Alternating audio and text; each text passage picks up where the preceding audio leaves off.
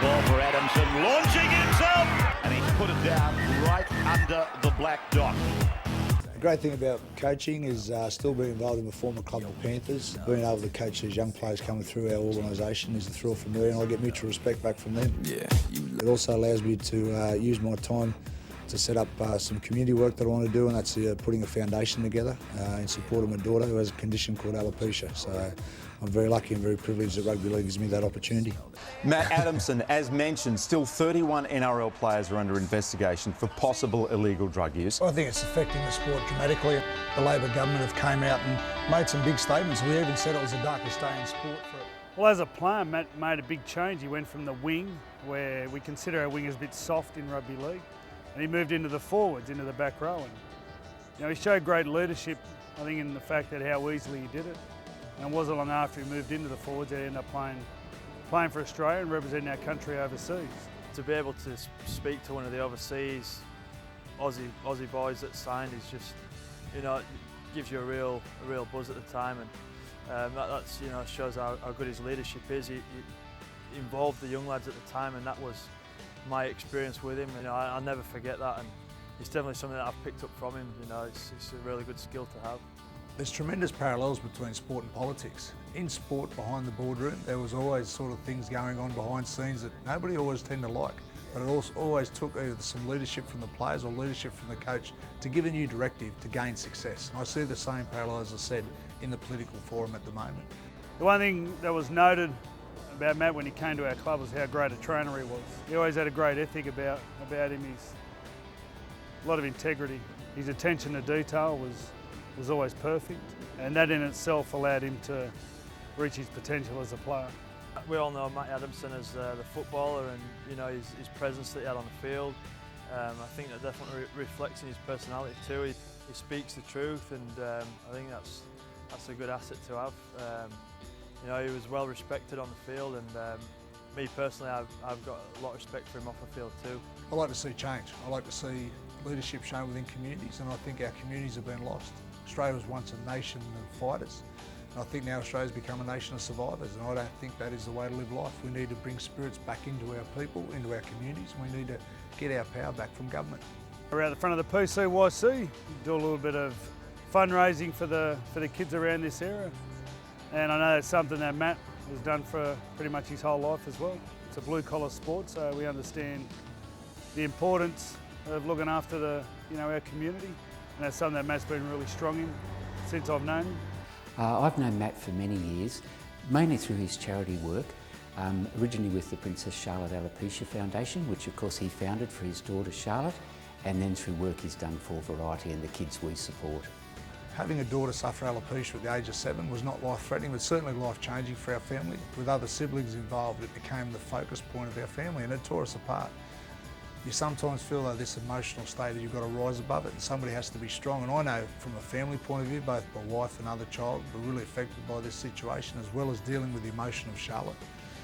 And it was a time in my life where I felt I had to rise above a lot of things that I never had to confront as a rugby league player. It was more challenging for me personally than rugby league. From that, we found a positive. We turned our back on the negative aspect of this condition and found a positive, and that was to raise money, to buy wigs for kids, to give them a chance to get into life and live life to the fullest. So that's all any dad wants for a child.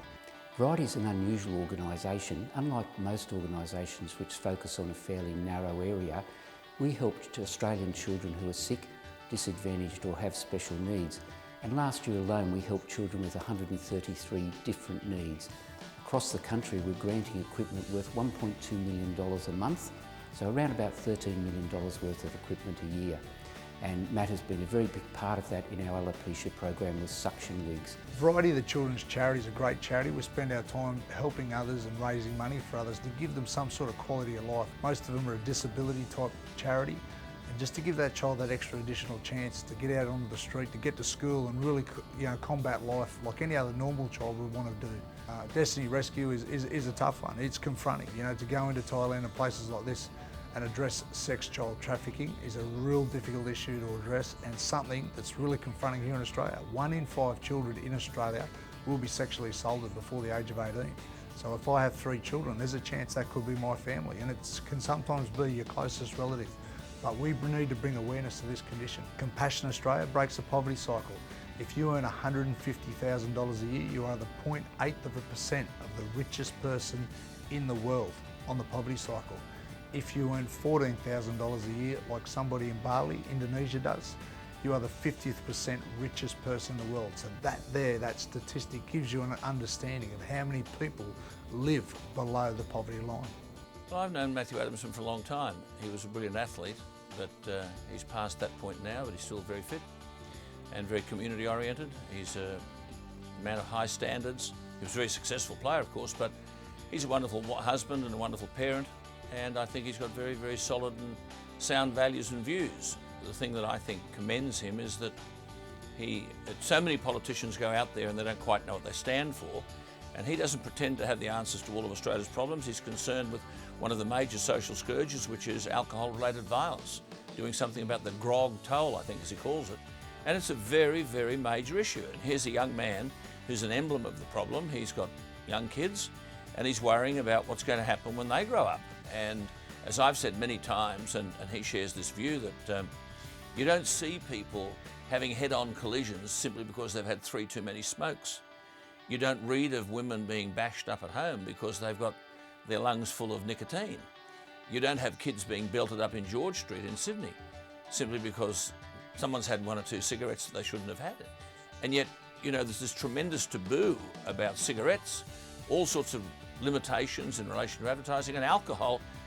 Woolworths and Coles have got 80% of the alcohol outlets. They tell kids it's cheap, 6 for the price of 2. Everything is promoted by way of the attractiveness of this thing, which is a drug and a scourge and a damage. And Matthew Adamson is simply saying, look, I think there needs to be some political clout behind a campaign such as this. I'm a candidate. I'm not a single issue candidate. He isn't, because he understands families as well. He pays tax. He knows all those problems, but he wants to give focus to what he calls, you know, the grog toll. And I think to that extent he deserves very extensive support. Prior to 2008, Newcastle had the highest rate of alcohol-related violence in New South Wales, and it really was a dreadful situation.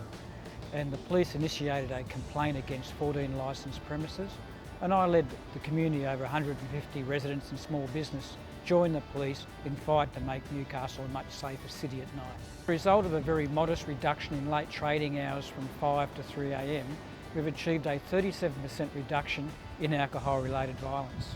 Not only that, we've achieved a 50% reduction in nighttime street crime, a 26% reduction in people admitted to the emergency department, and overall we've achieved about an 80% community support for these very simple, evidence-based measures that do reduce alcohol-related violence. Well, we've known since the rum corp more than 200 years ago in New South Wales that the powerful liquor industry has really dominated all sides of government.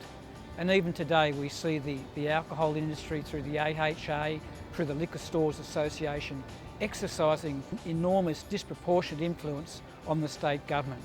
Only recently we saw Coles and Woolworths rewrite the very important liquor promotion guidelines, and it's the AHA that is stopping these proven Newcastle conditions flowing on to other problematic communities like Kings Cross, Central Sydney and Byron Bay. Australia was once a great nation of fighters. We fought through depression, we fought through a war, and sporting fields we have fought and fought for many years, and it's united Australia.